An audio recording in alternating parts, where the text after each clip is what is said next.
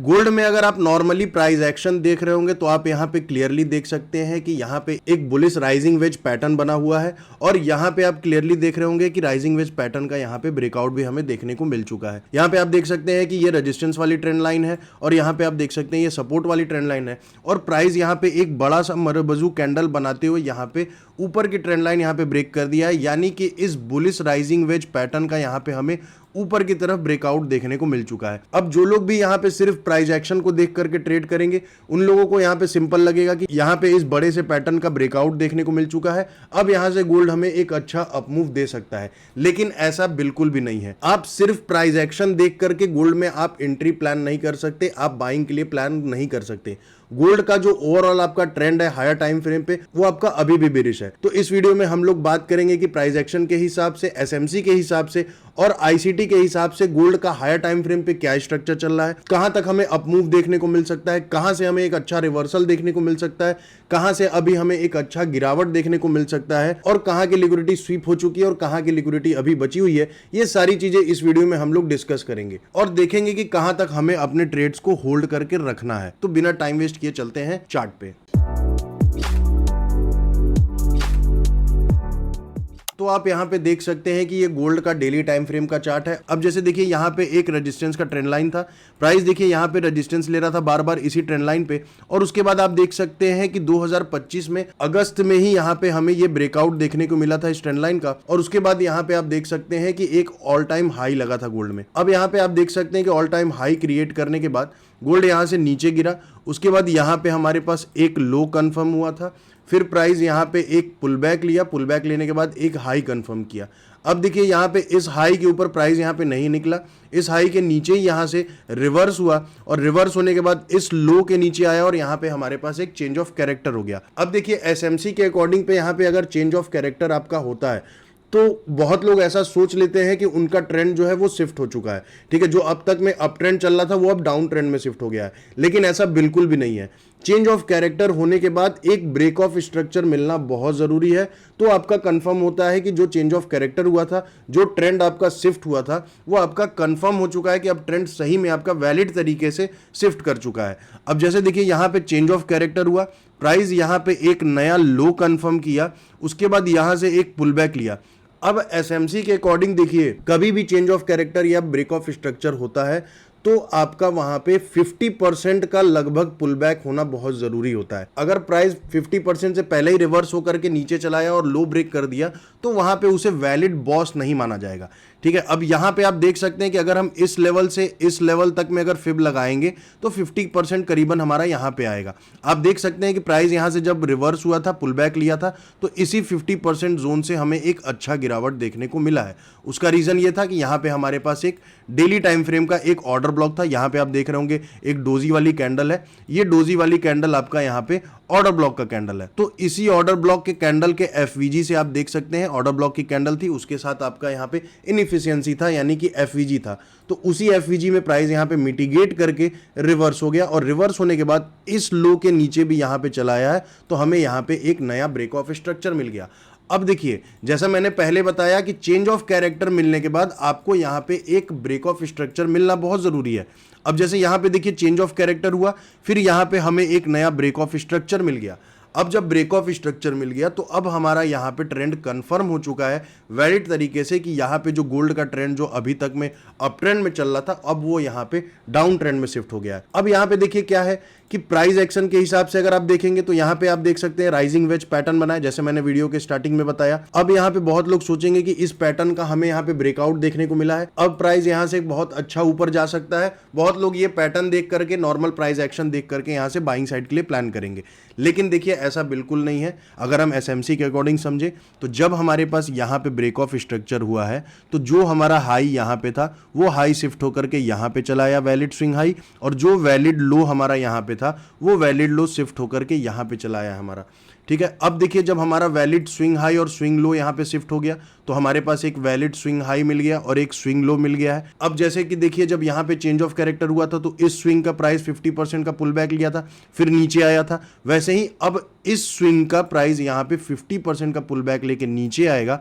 और जब नीचे आ जाएगा तो हमें यहाँ पे एक नया ब्रेक ऑफ स्ट्रक्चर मिलेगा। तो एसएमसी के अकॉर्डिंग पे डेली टाइम फ्रेम पे, हायर टाइम फ्रेम के एक्सटर्नल स्ट्रक्चर पे ये आपका मार्केट स्ट्रक्चर चल रहा है। अब देखिए क्या होता है कि प्राइस एक्शन में जब भी एक ट्रेंड लाइन बनता है, चाहे वो रेजिस्टेंस का ट्रेंड लाइन हो या सपोर्ट का ट्रेंड लाइन हो, उन दोनों ट्रेंड लाइंस के ऊपर यहाँ पे लिक्विडिटी काफी ज्यादा होती है। अब देखिए यहाँ पे लिक्विडिटी था, ठीक, इसके नीचे की लिक्विडिटी देखिए यहाँ पे स्वीप हो चुका, इस लो के नीचे का लिक्विडिटी यहाँ पे स्वीप हो चुका, इस लो के नीचे का लिक्विडिटी यहाँ पे स्वीप हो चुका।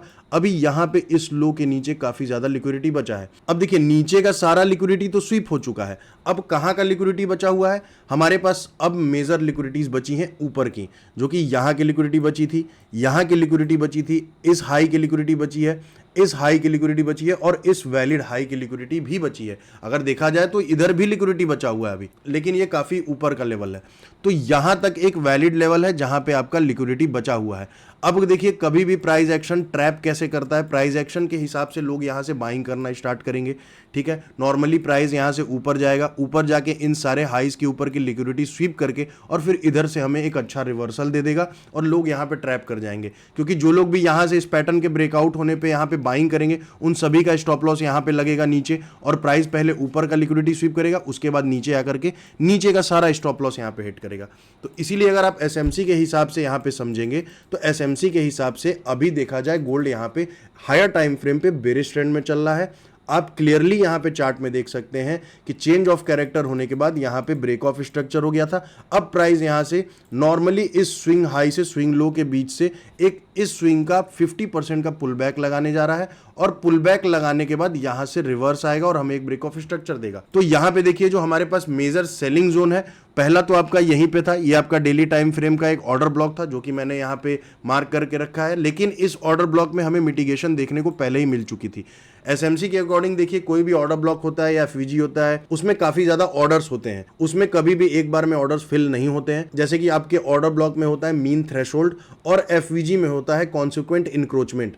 जैसे कि मान लीजिए कि देखिए यहां पे आप देख रहे होंगे ये आपका डेली टाइम फ्रेम का एक बेरिश ऑर्डर ब्लॉक है, यहां पे आप देख रहे होंगे डेली टाइम फ्रेम का एक बेरिश ऑर्डर ब्लॉक है। ये वाली जो आपकी बुलिश कैंडल है, यहां पे जो आपका ये बुलिश कैंडल है, ये आपका ऑर्डर ब्लॉक का है। जस्ट इस ऑर्डर ब्लॉक के नीचे आप यहां पे देख रहे होंगे इनएफिशिएंसी है। ऑर्डर ब्लॉक में अगर देखा जाए तो सिंपल जो मेरे पास एक स्ट्रेटजी है जिसमें आपको 3 कैंडल्स का होना बहुत जरूरी है।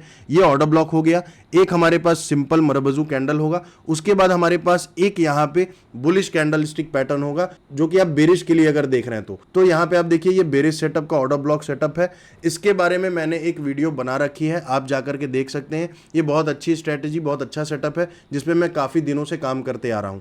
तो यहां पे देखिए इस ऑर्डर ब्लॉक में इस एफवीजी में एक बार यहां मिटिगेट हुआ था, प्राइस पहले यहां से नीचे गया, उसके बाद फिर रिवर्स होकर के दूसरी बार इसी ऑर्डर ब्लॉक में आप यहां पे क्लियरली देख सकते हैं मिटिगेट करके यहां से नीचे गिरा और तीसरी बार में यहां से देखिए अभी यहां पे प्राइस जो है गोल्ड का उसी ऑर्डर ब्लॉक जोन में यहां पे अभी चल रहा है। तो यहां से में भी हो सकता है कि हमें एक अच्छा गिरावट देखने को मिल जाए, क्योंकि अगर आप देखेंगे तो इस पूरे स्विंग का अगर 50% का लेवल जो है वो ये है।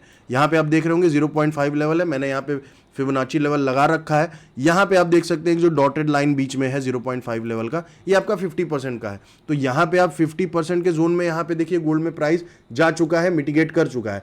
अब अगर यहां से भी गिर जाता है तो यहां पे हमें एक नया ब्रेक ऑफ स्ट्रक्चर मिल जाएगा। लेकिन अगर हम एसएमसी के अकॉर्डिंग समझे तो परफेक्ट जोन हमारा यहां से भी है, लेकिन एक गोल्डन जोन से भी हमें एक प्राइस जो है वो गोल्डन जोन से भी रिटर्न आ सकता है। तो गोल्डन जोन में देखिए यहां पे कोई ऐसा लेवल नहीं है कि जो कि एक अच्छा लेवल हो जो अनमिटिगेटेड हो। तो यहां पे आप देख सकते हैं एक एरिया ऑफ इंटरेस्ट जोन है 4 घंटे के हिसाब से भी, यहां से हमें एक अच्छा रिवर्सल देखने को मिल सकता है। क्योंकि इंटरनल स्ट्रक्चर पे देखा जाए तो प्राइस यहां पे देखिए ये ट्रेंड लाइन प्राइस एक्शन के हिसाब से ब्रेक किया है। इंटरनल स्ट्रक्चर पे यहां पे चेंज ऑफ कैरेक्टर हुआ था, यहां बॉस हुआ, यहां बॉस हुआ, फिर यहां बॉस हुआ, यहां पे हाई है, यहां पे लो है। 4 आवर के हिसाब से अगर हम बात करेंगे एक्सटर्नल स्ट्रक्चर की तो यहां पे हमारे पास चेंज ऑफ कैरेक्टर हुआ, प्राइस यहां से नीचे आएगा, पुल बैक लेकर के ऊपर जाएगा, यहां पे ब्रेक ऑफ स्ट्रक्चर बनाएगा। अब इंटरनल स्ट्रक्चर पे लोगों को ऐसा लगेगा कि जो गोल्ड है वो अप ट्रेंड में शिफ्ट हो चुका है 4 आवर पे और 1 आवर के हिसाब से, लेकिन ओवरऑल डेली टाइम फ्रेम पे गोल्ड अभी भी बेरिश है।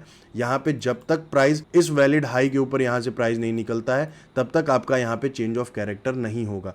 तो यहां पे हमें एक bearish break of structure structure मिल चुका है, प्राइस पुल बैक जोन में जा चुका है, 50% का लगभग यहाँ पे मिटिगेट कर चुका है। अब हमें एक अच्छा प्रीमियम जोन से गिरावट देखने को मिल सकता है। प्रीमियम जोन जैसा कि आप जानते हैं कि फिबोनाची का लेवल होता है एसएमसी के अकॉर्डिंग यहाँ पे, कि अगर आप कोई भी चीज़ सेल करते हैं तो आप उसको आप प्रीमियम जोन से सेल करेंगे, अगर आप कोई भी चीज़ बाइंग करते हैं तो आप डिस्काउंटेड जोन से बाइंग करेंगे। अब जैसे यहाँ पे देखिए डाउन ट्रेंड चल रहा है, तो हमें जब यहाँ पे सेल करना है तो हम प्रीमियम जोन से सेल करेंगे। तो जो यहाँ पे 0.5 का लेवल है उसके ऊपर यहाँ पे प्रीमियम जोन है, और ये 0.5 के नीचे यहाँ पे डिस्काउंटेड जोन है। तो डिस्काउंटेड जोन का हम कभी भी यूज़ करते हैं तो हम बाइंग करने के लिए करते हैं, प्रीमियम जोन का हम कभी भी यूज़ करते हैं तो यहाँ पे सेलिंग करने के लिए करते हैं। तो सेलिंग के लिए प्रीमियम जोन में हमारे पास एक लेवल तो यही है। दूसरा हमारे पास जो सबसे स्ट्रॉन्ग लेवल है वो यहाँ पे ये एरिया ऑफ इंटरेस्ट लेवल है, यहाँ से हमें एक अच्छा गिरावट देखने को मिल सकता है। एरिया ऑफ इंटरेस्ट लेवल एक ऐसा जोन होता है जिसमें इंटरनल स्ट्रक्चर पे प्राइस काफ़ी ज़्यादा चौपी तरीके से मूव करता है। जैसे कि आप यहाँ पे देख रहे हैं प्राइस बहुत दिन से रेंज में था, तो जब प्राइस किसी भी एक जोन पे जाकर के ऐसे रेंज में मूव करता है तो वहाँ पे उस लेवल को हम एरिया ऑफ इंटरेस्ट लेवल कहते हैं एसएमसी के अकॉर्डिंग में। तो वहाँ पे काफ़ी ज़्यादा ऑर्डर्स जो होते हैं वो बचे होते हैं, तो वहाँ से प्राइस कभी भी मिटिगेट करके हमें एक अच्छा रिवर्सल दे सकता है। तो यहाँ पे आपका ये एरिया ऑफ इंटरेस्ट लेवल है 4 आवर के हिसाब से भी और डेली टाइम फ्रेम के हिसाब से भी। तो यहाँ से हमें एक अच्छा रिवर्सल देखने को मिल सकता है और प्राइस फिर इस स्विंग लो के नीचे आएगा और हमें एक नया ब्रेक ऑफ स्ट्रक्चर मिलेगा। तो एसएमसी के अकॉर्डिंग, आईसीटी के अकॉर्डिंग यहाँ पे जो गोल्ड का जो ओवरऑल स्ट्रक्चर है वो आपका यहाँ पे बेरिश है। तो इसीलिए आप यहाँ पे इस नॉर्मल से सिर्फ प्राइस एक्शन को देख करके, सिर्फ एक प्राइस एक्शन को देख करके आप यहाँ पे बाइंग साइड का एंट्री के लिए प्लान ना करें, मेरे हिसाब से तो ना करें, क्योंकि देखिए ये ट्रैप होता है। कभी भी आप कोई चार्ट पैटर्न्स या फिर कोई आप सपोर्ट रेजिस्टेंस जोन देखते हैं तो आप वहाँ पे बाइंग करने के लिए जाते हैं या सेलिंग करने के लिए जाते हैं। जैसे कि मान लीजिए यहाँ पे ये रेजिस्टेंस लेवल है, ये सपोर्ट लेवल है, प्राइस यहाँ पे इस तरीके से मूव कर रहा है। इस सपोर्ट पे देखिए प्राइस यहाँ पे सपोर्ट ले रहा है, यहाँ पे रेजिस्टेंस ले रहा है, बार बार मूव कर रहा है। अब जब यहाँ से ये प्राइस इस सपोर्ट लेवल का ब्रेक करेगा तो लोग यहाँ पे नॉर्मली जो सिर्फ प्राइस एक्शन देखेंगे वो सोचेंगे कि अच्छा ठीक है सपोर्ट टूट गया है तो अब यहाँ से प्राइस रिटेस्ट करके इस पे रेजिस्टेंस लेकर के यहाँ से नीचे गिरेगा। लेकिन ऐसा बिल्कुल नहीं होता है। क्यों? क्योंकि देखिए यहाँ पे क्या होता है कि इसी सपोर्ट लेवल पे जो लोग भी यहाँ से बाइंग किए होंगे उनका सबका स्टॉप लॉस यहाँ होगा, और जो लोग भी इस रेजिस्टेंस लेवल से जो लोग यहाँ पे सेल किए होंगे उनका स्टॉप लॉस यहाँ पे होगा। प्राइस यहाँ से नीचे की तरफ ब्रेकआउट दिखाएगा, ब्रेकडाउन दिखाएगा, नीचे की सारी लिक्विडिटी स्वीप करेगा। उसके बाद क्या होगा, जब ब्रेकडाउन होगा तो लोग यहाँ से सेल करेंगे, उनका स्टॉप लॉस इधर लगेगा या फिर इधर लगेगा, फिर प्राइस यहाँ से रिवर्स करेगा और फिर उनका भी स्टॉप लॉस यहाँ पे ग्रैब कर लेगा।